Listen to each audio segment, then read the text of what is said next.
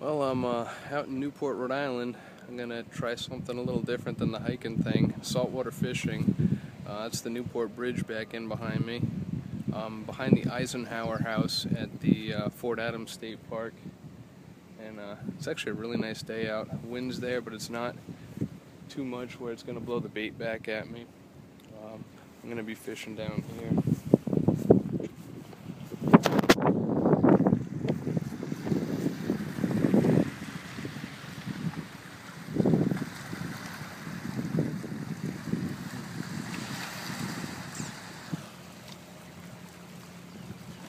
You can see Jamestown off across the bay there. And I tried 40 steps last Friday, no luck at all, so I figured give this side of the bay a shot, see what happens. Wish me luck. Well, I'm out here, I'm set up. I got all my gear on the rocks over here. Casting it to try and get some bait after. I actually brought some. The cooler's got squid in it. Here's what I got for gear going. It's a pen reel, 1970s. This is back when things were made out of all metal and you'll never break. They engineered these things to last for lifetimes, and this thing is in immaculate shape. The pole is a Shakespeare. It's an ugly stick, and I've had it since my teens. This is one of the original ugly sticks that was guaranteed for life. I guess they're not anymore. And yeah, so this one I've caught so many fish on, and it has never broke, never had any trouble. I wore the eyes out a little bit on them, but it still works great. So that's what I'll be using today, and we'll see what happens. I moved to same area, different spot. There's Fort Adams behind me. I was off on the point over here, and that was behind the Eisenhower House. Now I'm over by the Foghorn at the far tip of Fort Adams. Again, there's the bridge behind me. You can see all the action with the sailboats and stuff. I ended up hooking into a bluefish. It got right up to the shore here and then chomped my line. And I also got this scup down here, so at least it's not totally empty, so I'll end up taking that home, filleting it up. It's one of the bigger ones I've seen as far as scup go, but we'll see if I can fill up the cooler with some more stuff, hopefully. Okay, here it is. I got this from the bay. It's a scup. It's actually a fairly nice sized one for what they go. You can see the colors on them. They got the blue lines going up their back here. I mean, a lot of ethnic groups seem to like them. I'm going to give them a shot. I've never had them before. I didn't want to, right now I'm just going to fillet it up. I didn't want to leave totally empty-handed. While I was out there, I had a big, well, not big, but a good-sized bluefish on, chewed right through my line. So now to fillet these, first off you just go from the backside, slice up towards the front here, and then behind that front fin there, just go down, and then up towards the head, behind the gill plate. Yeah.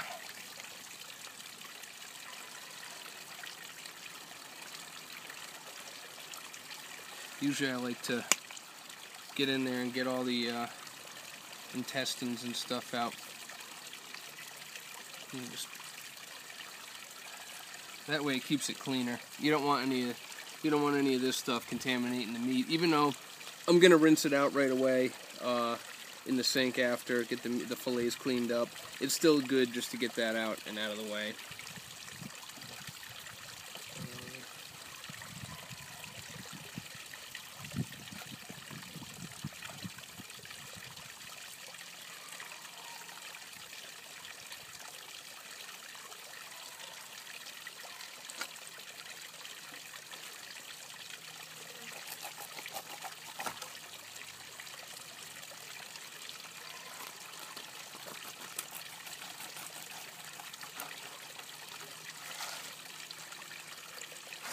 So then you want to go right along its backbone up here. Try and get as close as you can. You usually need a pretty sharp knife for these guys because they do have some tough hide.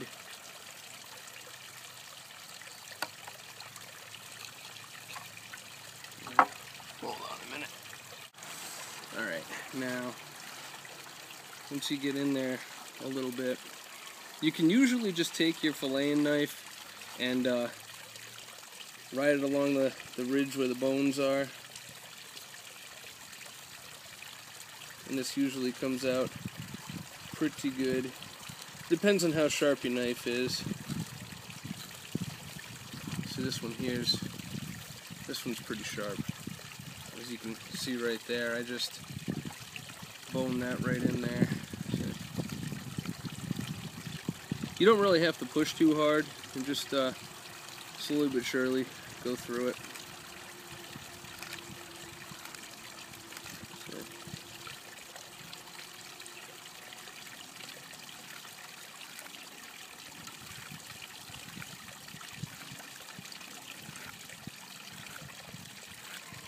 It's funny, my father isn't even really much of a fisherman, but he's the one that, when I was younger, taught me how to fillet this up. I guess he learned from his father, and he never got interested in it, but it's a way to get the fish boned out but not have the skin on or anything left over at the end.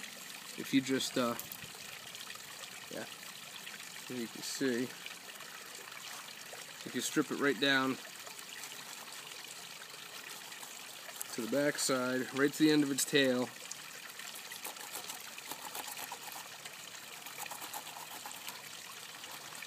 See how I got this going here? You leave just a little bit at the tip of the tail right there. Flip it back and you're able to shave the meat right off of the skin.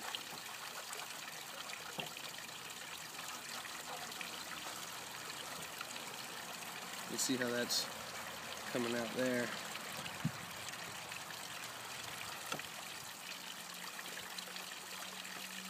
Again, you want a really sharp fillet knife for this. I mean, for any kind of fish filleting, but it just makes life so much easier. They usually sell filleting knives that come with some sort of a sharpener, but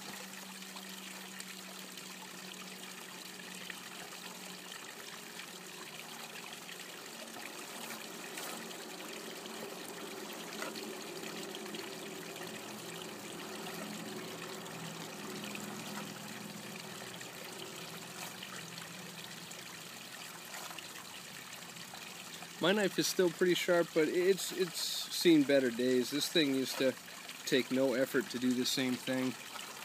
Now I gotta work for my money a little bit.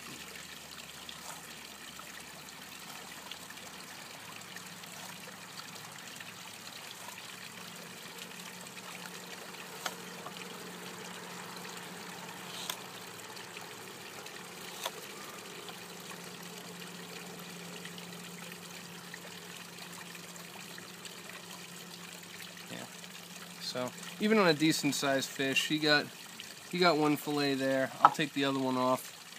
Exact same way that I just took that one off. Cut it behind there. Go along the back line. Go along the belly after you've taken the guts out. Cut it right there at what would be the windpipe on a air breathing animal, and then toss all that out of the way, and then just strip it back. Usually I go this way from the top of the dorsal fin here down towards its belly, and then strip it back. Take it, shave it right off the meat right off the skin. So,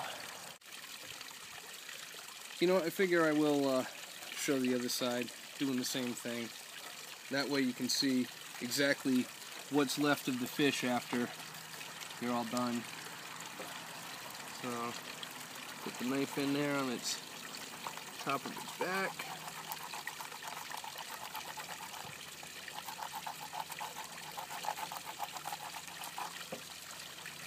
Most of the way down.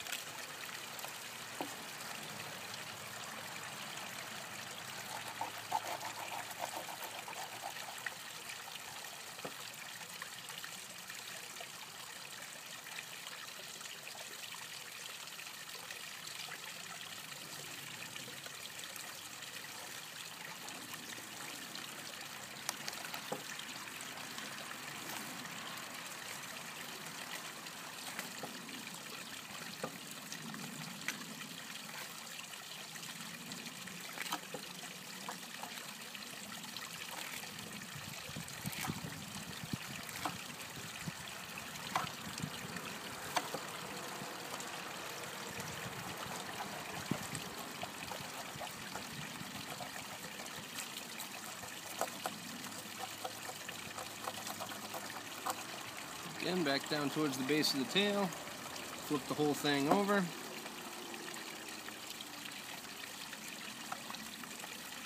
Then you can shave it right off.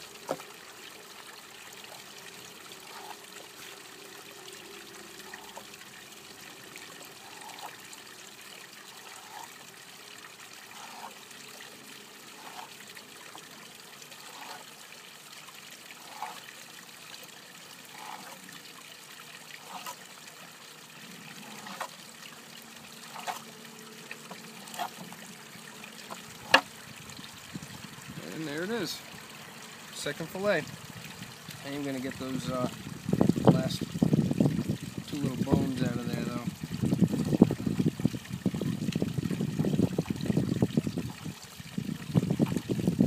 Yeah. So they're these aren't completely boneless. They do have some bones right across the middle there. The ribs are all gone, but they still have, like I said, that line of bones there. But then once it cooks, those fall right off. So, but there you have it. You got the fish, two sides stripped right off, guts out, and the fillets taken right out of the middle of the fish. I think it's a great way of doing this.